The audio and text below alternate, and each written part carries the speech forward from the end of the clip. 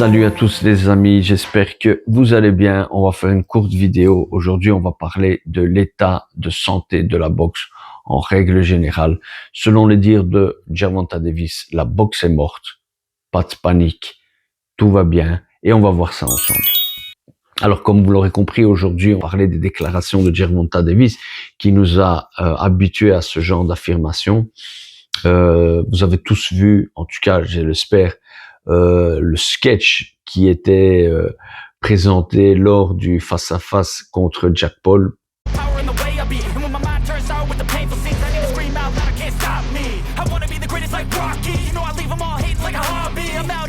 D'un côté, on a Jack Paul qui essaie de vendre son combat et on a Gervonta Davis qui se demande qu'est-ce qu'il fout là. Et avec sa façon décontractée, nonchalante, on voit vraiment que Gervonta, au fil du temps, a perdu toute motivation et toute envie de boxer. C'est peut-être ça le fait qu'il arrive à sortir ce genre de déclaration. Parce que, mon ami Gervonta, n'oublie pas d'où tu viens. Tu as grandi dans les quartiers les plus pourris de Baltimore. Tu sais ce que c'est la rue, tu sais ce que c'est le ghetto, tu sais ce que c'est survivre dans ce genre de quartier. Et n'oublie pas que aujourd'hui, tu es millionnaire grâce à la boxe. Tu as su avoir un compte en banque bien garni. Donc, il est très important de pas cracher dans la soupe. Tout simplement, de l'autre côté de la balance, on a des salles de boxe qui n'arrivent pas à joindre les deux bouts, qui ont très difficile à arriver aux fins de mois. Et une petite pensée aussi aux boxeurs amateurs qui ont des rêves plein les yeux, mais qui malheureusement ne savent pas vivre de boxe. Et surtout aussi, je parle des coachs qui donnent de leur temps, de leur énergie, que la plupart du temps font du bénévolat. Donc, vous voyez, il y a deux poids, deux mesures.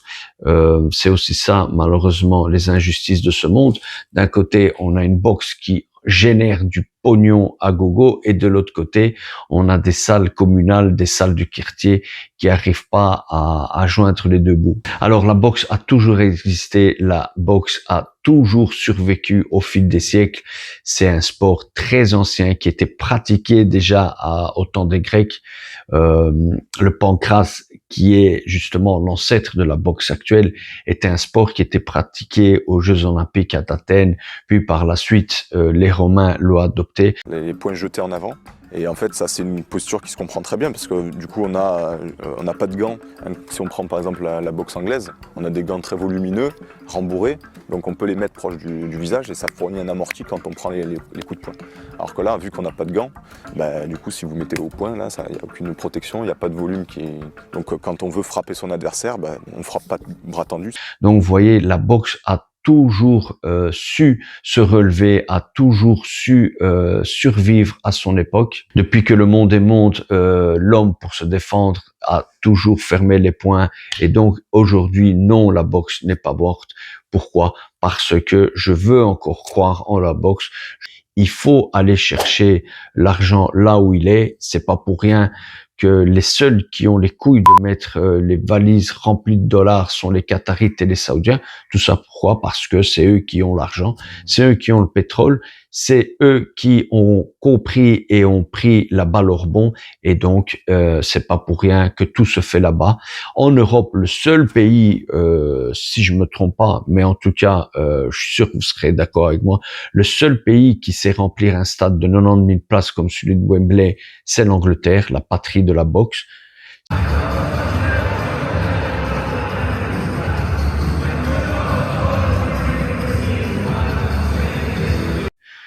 On a tous vu l'UFC débarquer en Europe et fait des ravages. On a vu des salles comblées qui explosaient avec un public chaud. L'UFC à Paris, ça a fonctionné. Malheureusement, encore la boxe, c'est pas le cas. Ça va venir. Je suis persuadé que c'est une question de temps et de courage parce qu'effectivement, il faut avoir l'écran pour financer ce genre d'événement.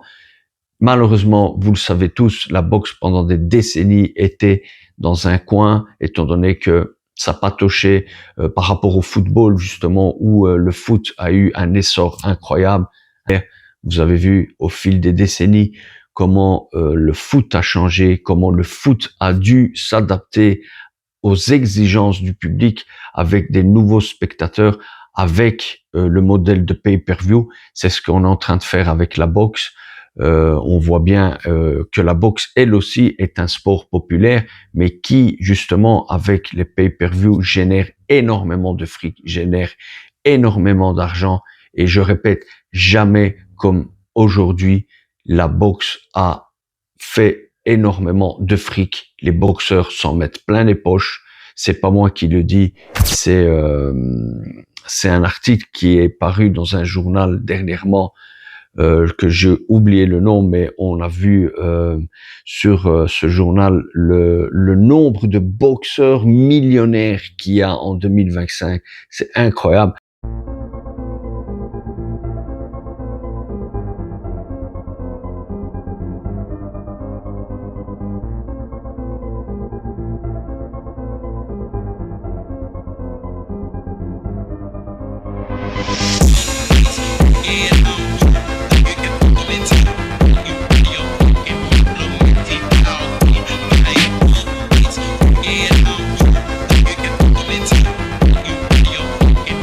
Lorsqu'on pense que de l'autre côté, comme je vous ai dit, il y a des boxeurs amateurs qui doivent travailler en même temps que s'entraîner, ou alors des boxeurs qui rentrent dans le monde pro et qui sont à la recherche de sponsors, d'argent, etc.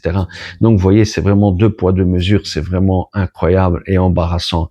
On a tous été habitués à voir les salles de boxe cubaines ou mexicaines à la limite de l'insalubrité, mais combien de champions sont sortis de là? Combien de boxeurs excellents sont sortis de ces salles insalubres? Et Dieu seul sait ce que la boxe cubaine ou les Mexicains nous ont fait rêver au fil des décennies. Frené el ataque. Yo tengo que trabajar punta, punta, punta, punta, punta, punta. Hago la defensa, sigo y cuando empiezo vuelvo a la punta otra vez. Si yo utilizo el talón, maté el trabajo. Porque de este mismo lugar tengo que volver otra vez. Me descoordinan.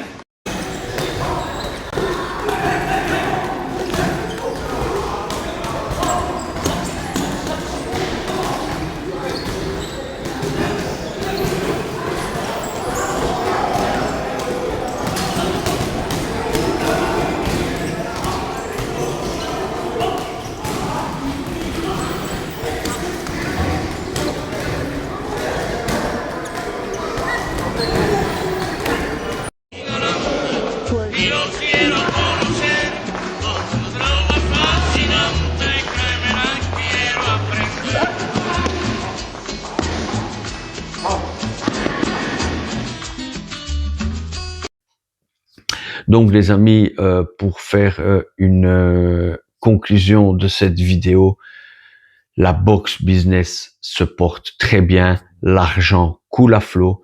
Malheureusement, de l'autre côté, nous avons la boxe amateur, nous avons la boxe de quartier. En tout cas, c'est là qu'il faut miser, c'est là qu'il faut mettre le pognon, parce que sans cela, nous n'aurons pas des futurs champions.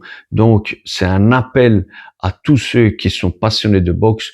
Il faut y mettre la face, comme moi je fais maintenant sur YouTube. Vous savez, moi j'y gagne rien à faire ce genre de vidéo, à part de donner mon temps et de mon énergie, mais c'est avec passion que je fais ça. Et Dieu seul sait que ceux qui me connaissent savent que la boxe a une place importante dans ma vie. Mot de la fin, c'est: jusqu'à quand il y aura des jeunes qui pousseront la porte d'une salle de boxe? Non, la boxe ne mourra pas. Look, red bones and red bottoms. Like Red Bull, we gon' give them wings, we red dot them. Candy rappers, send them in, we red hot them, headshot them. Go against my grain, get head problems. Big dummy, garbage rappers, we red fox.